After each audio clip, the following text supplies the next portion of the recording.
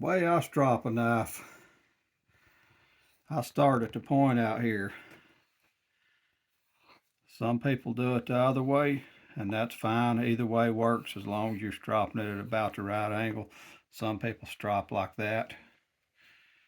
But I feel like if I get the point set out here, then I've got the point angle right, and it's easier for me just to flatten out getting the point right than it is for me to get the point right that way. But either way, you could do it. I'm just using the black compound on that side from Bark River. I got it labeled, and then the green on that side. I just labeled my strop, so I always just glance and see what's on each side, even though you can pretty much tell it.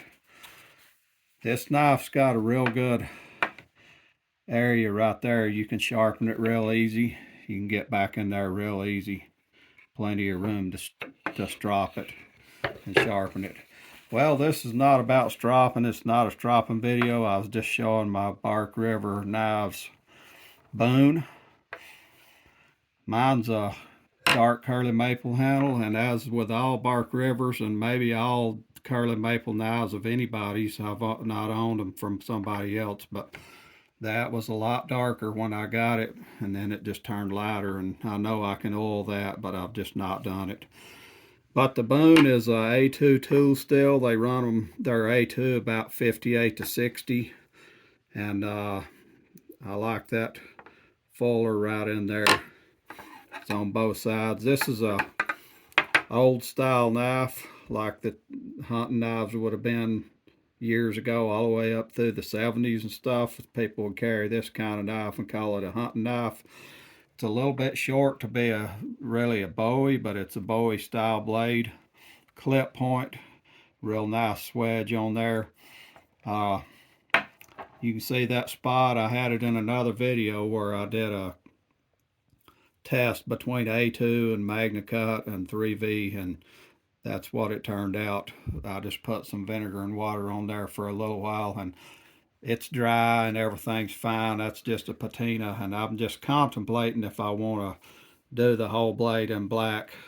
That really might look nice to have the whole blade in black, but I hadn't got over to doing that yet. I hadn't went all that way to doing it. Now this knife, I'll show you tell you a little bit of the specs of it. It's got a 5-inch blade. I find that to be a real good length. You can do everything with it, and this knife is all around knife. You can do anything with it.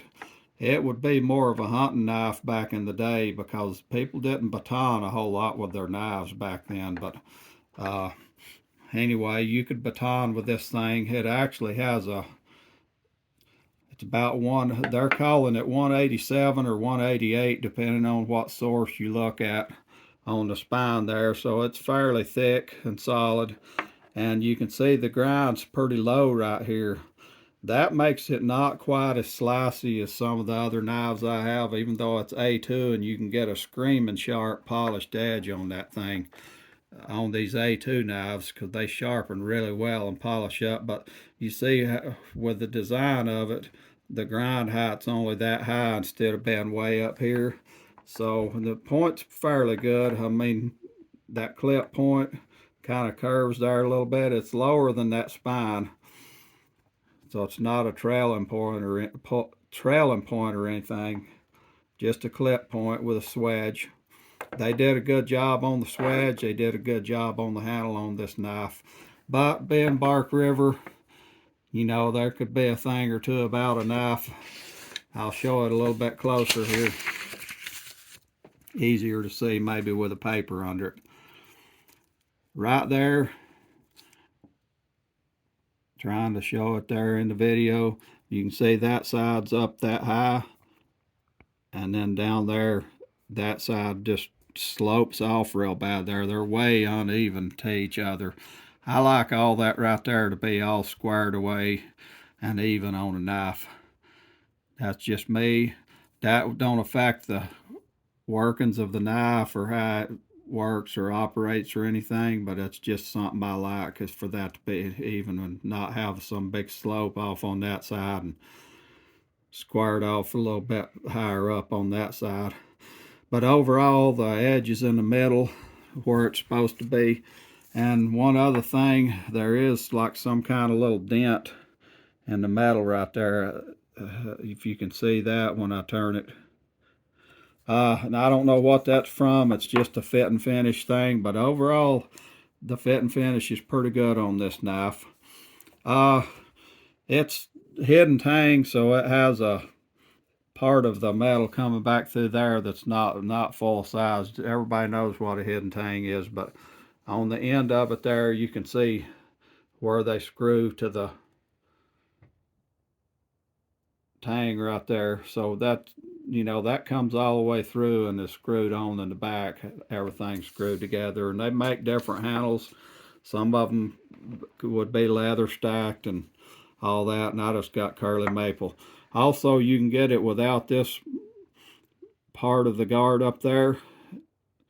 It would only have that part down, and that's ground off, and you can send it back to Bark River and they'll ground that off and make it where it's only the bottom. I just kept the top one, and I like it like that. It's the regular old style that add the top, and when I'm doing something like peeling an apple or something, I just stick that part through. It's real stable in my hands, and people would think, oh, that ain't an apple peeling knife, but it does it. It maybe is not as good as a real thin bladed knife for peeling apples, but you can see I'm doing pretty good. And I just put that top of the guard right between them two fingers and go at it. No problem. I'm getting a pretty good little thin piece of peeling off there.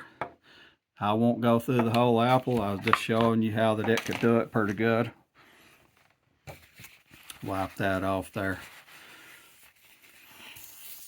So I take this knife to be more of a hunting knife, but it could be an all-around knife, and the things that I've done more with it is just cutting up stuff around, even in the kitchen or meat or just anything, just cause I like the style of knife. Some people don't like this traditional style like that, but I just wanted to get one because I like that style really good. It's like the old knives. Sheath on it, good thick leather sheath, and I've had this knife a while, and I imagine they have the same sheaths. Comes down there in a little bit of the chevron. That's where the thing I do like about it is that's where this snap is on a separate piece of leather up here, so it's not even touching the knife blade. There's no scraping of metal down in there. It's just leather to the knife blade down in there, and this snap don't hit the knife blade whatsoever. Snaps real good there.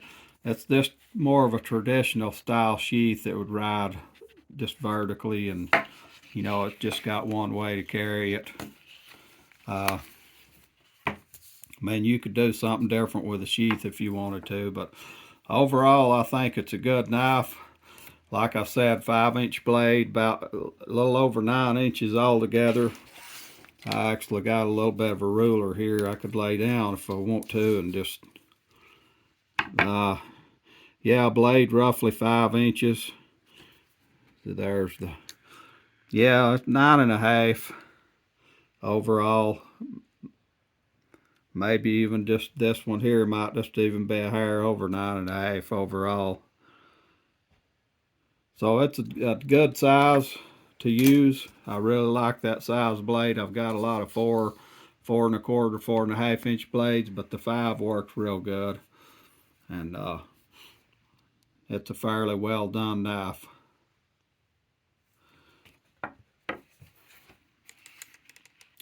So there you have it. Bark River Boone.